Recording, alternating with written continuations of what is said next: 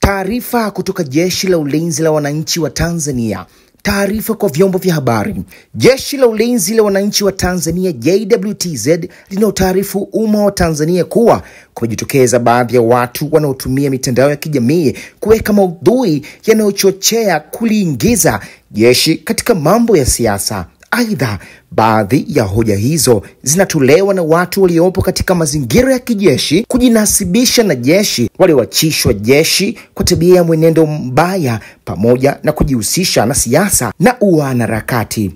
Kwa mantiki hiyo, JWTZ linapenda kutaarifu umma wa Tanzania kuwa linaendelea kutekeleza majukumu yake kikatiba kwa uaminifu, utii na uhodari kwa kuzingatia kiapo. Hii imetolewa na Kaimu Mkurugenzi wa Habari na Uhusiano, Jeshi la Ulinzi na Wananchi wa Tanzania, Kanali Bernard Masala Mlunga.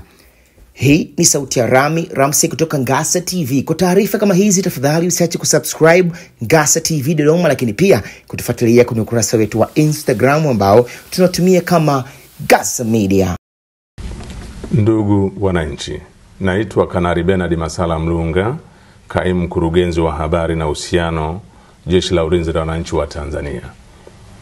Jeshi la Ulinzi la Wananchi wa Tanzania linautaarifu umma wa Tanzania kuwa kumejitokeza baadhi ya watu wanaotumia mitandao ya kijamii kuweka maudhui yanayochochea kuliingiza jeshi katika mambo ya siasa. Aidha, baadhi ya hoja hizo zinatolewa na watu waliopo katika mazingira ya kijeshi kujinasibisha na jeshi, walioachishwa na jeshi kwa tabia na mwenendo mbaya, pamoja na kujihusisha na siasa na wanaharakati.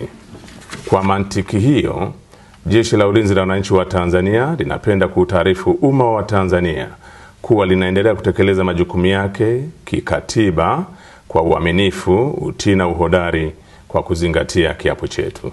Asante.